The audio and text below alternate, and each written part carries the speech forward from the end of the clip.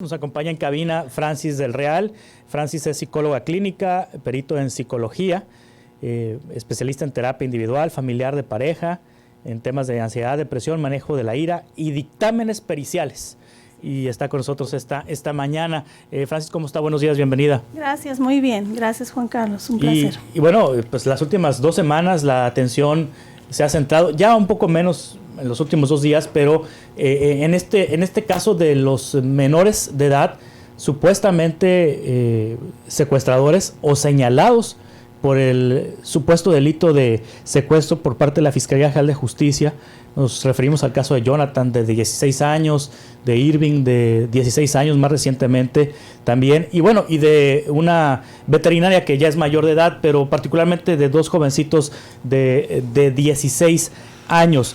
Y cuando las personas conocen de este tipo de eventos, pues no se imaginan que menores de edad pudieran estar involucrados en delitos de alto impacto. En general, no me refiero a Irving y a Jonathan, porque pues será un juez el que determine si son responsables o no. Claro. No nosotros, ni la audiencia, ni siquiera la fiscalía. Será un juez. Pero, ¿qué lleva a un menor de edad a cometer delitos de alto impacto? Bueno, la principal causa, hay bastantes factores alrededor, pero una de las más relevantes tiene que ver con la exposición de ese menor desde muy temprana edad a pues un ambiente que practique, normalice, incluso se fomente de alguna forma ese tipo de delitos. Es decir, cuando creces en un ambiente que tú estás normalizando, por más disfuncional que pueda ser o por más fuera de lo legal, pues llega a ser parte del repertorio de conductas que van a presentar. O sea, el hecho de que menores convivan con ambientes, digamos, en donde se normalice el delito, sí, o este tipo de eventos, provoca que ellos lo vean de una manera normal, natural. Claro, fíjate, sí, porque ahí tiene impactos psicológicos muy interesantes, muy lamentables, como puede ser la pérdida de sensibilidad, por ejemplo, sí, la pérdida de empatía, la incapacidad para relacionarse sanamente con las personas, hay modelos, seguramente hay modelos cuando creces en un ambiente así que te están precisamente dando un ejemplo de lo que pudiera ser normal para ti. Entonces, cuando eso además se refuerza con cierto tipo de estímulos o de consecuencias que pudieran ser de tipo aspiro a tener cierto estatus, te da cierta lugar en tu medio en el cual te desenvuelves, pues imagínate, es un caldo de cultivo ahí para cosas muy tremendas. Sí, menores de edad que no necesariamente tengan esos ejemplos en casa, ¿pueden llegar a cometer ese tipo de delitos por otro tipo de circunstancias? Sí, hay otros factores, como te digo, ese es el de más peso, porque sí, lo que sucede en casa, lo que sucede en la familia, pues viene a ser determinante. Fuera de ahí, hay otros aspectos, como a lo mejor en casa no se está presentando eso, pero pues los pares, es decir, las compañías, incluso el contexto en el que el chico se empieza a desenvolver. Tenemos una pues sociedad muy permisiva, pienso yo, sí, con la apología del delito. O sea, se glorifica en muchos sentidos. Lo hemos visto, y como papás pues creo que es una preocupación constante que nuestros hijos se metan en algún tipo de problema de este tipo. Pero sí, o sea, sales a la calle, estás en algún lugar público y es muy común escuchar cierto tipo de música, cierto tipo de pues cultura que nos va de alguna forma también desensibilizando para. Sí, el entorno escolar puede también afectar. Claro, o sea, si ahí en el entorno se dan este tipo de promociones a conductas fuera de la ley, por supuesto que sí. No debería de ser, porque pues es un ambiente más controlado, pero obviamente sucede, ¿no? Por el tipo de relación que puedas tener con los demás. Sí, es decir, la toma de decisiones de una persona se ve afectada por lo que vivió en su casa y por lo que vivió en su entorno, o por lo que vive en su casa y por lo que vive en su entorno. Lo que para una persona puede ser bueno, para otra persona puede ser malo, claro. o al revés. Totalmente, sí, porque los valores que van a definir tu estructura desde que somos niños, tu estructura de valores, pues tiene que ver con lo que se normaliza en tu ambiente. Sí, como un papá, una mamá o ambos pueden detectar que su hijo anda, vamos a decirlo de manera coloquial, en malos pasos, entre comillas. Uh-huh. Pues empieza a tener conductas, sobre todo si se ha hecho el esfuerzo suficiente para pues modelar un tipo de conducta diferente, va a haber un cambio muy drástico en esa conducta. De pronto el niño o el adolescente va a llegar a deshoras, va a tener problemas para someterse a las reglas que se le imponen en casa, va a haber mucho conflicto por eso.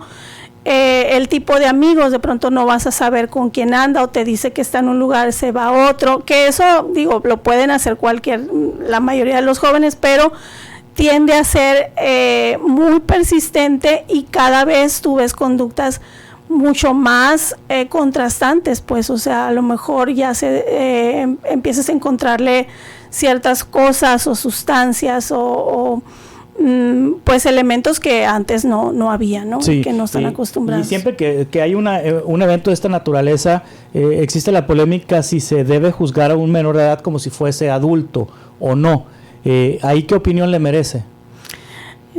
Yo creo que como menores de edad, pienso que siempre hay que dar una oportunidad, precisamente porque los menores son el fiel reflejo del lugar donde les tocó crecer, desenvolverse, y en ese sentido no tienen total responsabilidad.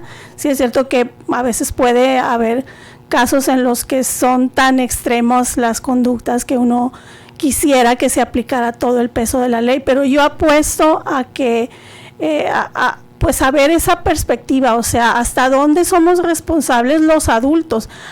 No sé si supiste, pero hace como, no sé, unos 2 años hubo un caso en Estados Unidos, no recuerdo el estado, donde hubo un tiroteo por parte de un joven, y quienes fueron a la cárcel fueron los padres. Sí. Y fue muy, pues obviamente muy controversial la decisión.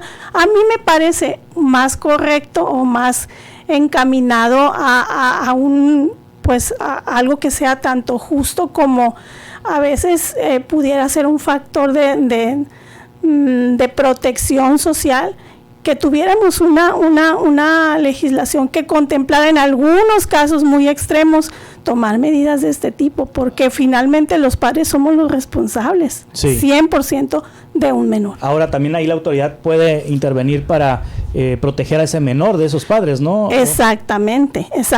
Entonces, cuando tú creces en un lugar que obviamente nadie elegimos dónde crecer, pues hay una responsabilidad limitada del menor, ¿sí? Precisamente porque no está en condiciones de asumir, de comprender la trascendencia, y sobre todo si hay este elemento, que seguramente lo hay en casos extremos donde se pierde la sensibilidad, se deshumaniza desde muy temprana edad. ¿Por qué? Porque está expuesto a violencia, porque está expuesto a cosas que a lo mejor son inimaginables para muchos de nosotros, pero que para ellos es un modus vivendi. Sí, el cerebro de un adolescente de 15, 16 años todavía no está completamente desarrollado. Así es. No, para nada. De hecho, es hasta después, alrededor de los 25 años, cuando nuestro cerebro alcanza su máxima madurez. De hecho, la toma de decisión, el área de la toma de decisiones, que en la parte del cerebro, se desarrolla, es la última en desarrollarse, curiosamente, sí. Fíjate, sí. Entonces, ¿cómo podemos juzgar a un menor que no tiene ni siquiera fisiológicamente, biológicamente la capacidad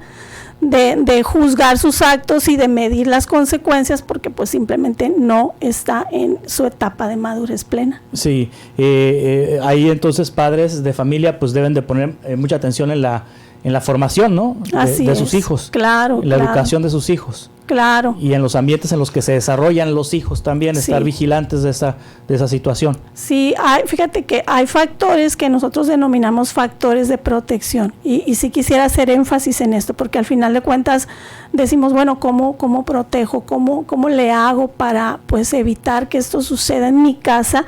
Hay factores de protección: la comunicación cercana, íntima con nuestros hijos, el poder exponerlos a experiencias donde ellos se sepan capaces de afrontar conflictos, donde ellos vayan teniendo logros desde muy pequeños. Eso los blinda de alguna forma.